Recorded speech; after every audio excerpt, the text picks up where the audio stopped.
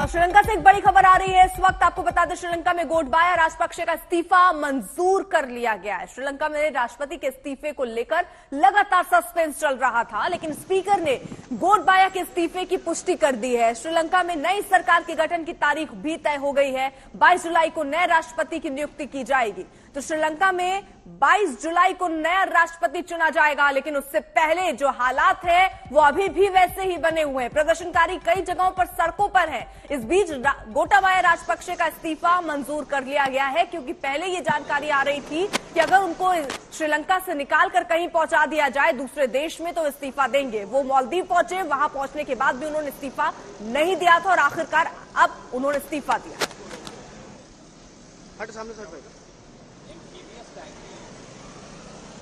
श्रीलंका में गोटाबाया राजपक्षे का इस्तीफा मंजूर कर लिया गया है। श्रीलंका में राष्ट्रपति के इस्तीफे को लेकर लगातार सस्पेंस चल रहा था, लेकिन स्पीकर ने गोटाबाया के इस्तीफे की पुष्टि कर दी है। श्रीलंका में नई सरकार के गठन की तारीख भी तय हो गई है। 22 जुलाई को नए राष्ट्रपति की नियुक्ति की जाएगी।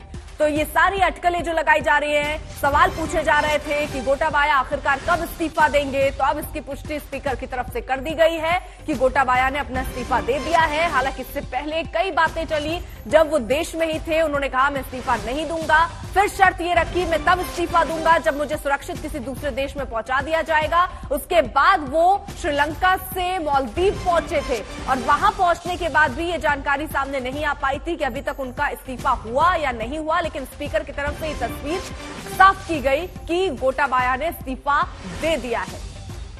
आशुतोष मिश्रा हमारे साथ, हमारे सहयोगी इस वक्त मौजूद हैं श्रीलंका से ही। और आखिरकार आशुतोष, गोटाबाया ने इस्तीफा दे दिया, इसकी पुष्टि हो चुकी है और ये सस्पेंस जो बरकरार था कि इस्तीफा हुआ या नहीं हुआ, ये खत्म हो गया। बिल्कुल 5 महीने का ये संघर्ष था श्रीलंका के लोगों के लिए।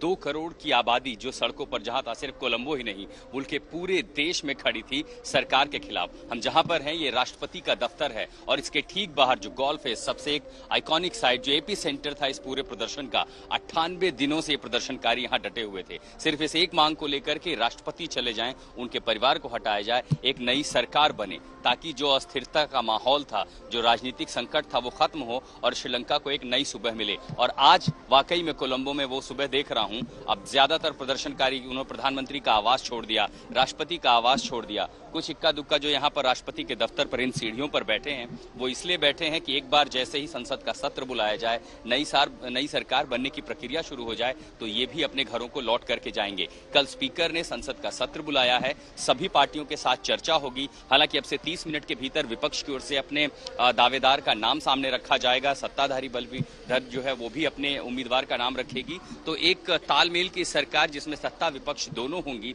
जिसमें एक का राष्ट्रपति होगा, एक का प्रधानमंत्री होगा। लेकिन इन सब के बावजूद जो सबसे बड़ा दबाव है कि जो राजपक्षे परिवार के सदस्य देश छोड़कर नहीं जा पाए हैं, उन पर कानूनी शिकंजा कस रहा है। तमाम सारे लोग ये दबाव डाल रहे हैं कि जो भ्रष्टाचार के आरोप है उस पर जांच हो। साथ ही दूसरा एक जो सबसे बड़ा गुस्से का मसला है वो ये कि जो रणिल विक्रमसिंघे प्रधानमंत्री, जिन्हें संवैधानिक रूप से अपने आप ही स्वतः ही कार्यवाहक राष्ट्रपति का प्रभार मिल गया है, उन्हें भी पद से हटाया जाए। तो इस दुविधा में अभी भी कई जगह प्रदर्शनकारी बैठे हुए हैं। ज्यादातर जो जगहें थी वो खाली हो चुकी हैं। अभी जो एपी सेंटर है यहाँ प्रदर्शन चल रहा है, लेकिन लगता है कि शायद अगले 24 से 48 घंटों में ये लोग वापस अपने घरों को लौट जाएंगे, जैसे कल धीरे धीरे लौटना शुरू हो चुके थे। बिल्कुल। और आशुतोष देखिए, नाराजगी 2 बातों को लेकर बहुत थी। पहले ये कि राष्ट्रपति आखिरकार गए कैसे। जब दूसरी बार हम जो प्रदर्शन हमने संसद भवन की तरफ कूच करते प्रदर्शनकारियों को देखा था, राष्ट्रपति कैसे चले गए, इस बात से वो नाराज थे। और रणिल विक्रमसिंघे, जिनकी जिक्र आप कर रहे हैं, जिनको कार्यवाहक राष्ट्रपति के पद पर बैठाया गया, उस बात से भी नाराज थे। उम्मीदवार कौन कौन हो सकता है राष्ट्रपति पद का, और रणिल विक्रमसिंघे क्या पूरी तरीके से अपने पैर पीछे खींच लेंगे?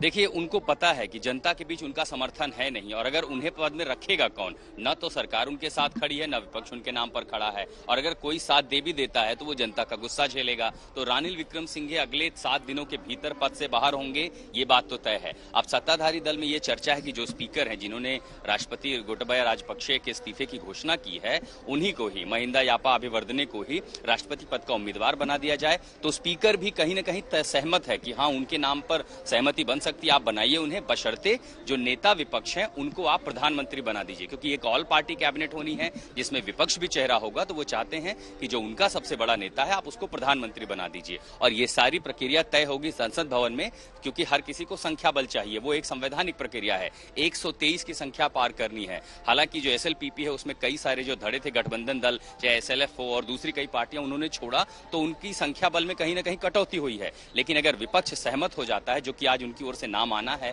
और ये तालमेल बन जाता है सत्ता और विपक्ष है, जो भी एक दुनिया के पहले किसी लोकतंत्र में ऐसी तस्वीर आएगी कि जहां सत्ता और विपक्ष मिलकर सरकार चला रहे हैं, तो ये भी एक इतिहास लिखा जाएगा श्रीलंका में। और अगर ऐसा हुआ तो अगले 48 घंटों में जो अनिश्चितता थी उससे स्थिरता का वातावरण बनना शुरू हो जाएगा।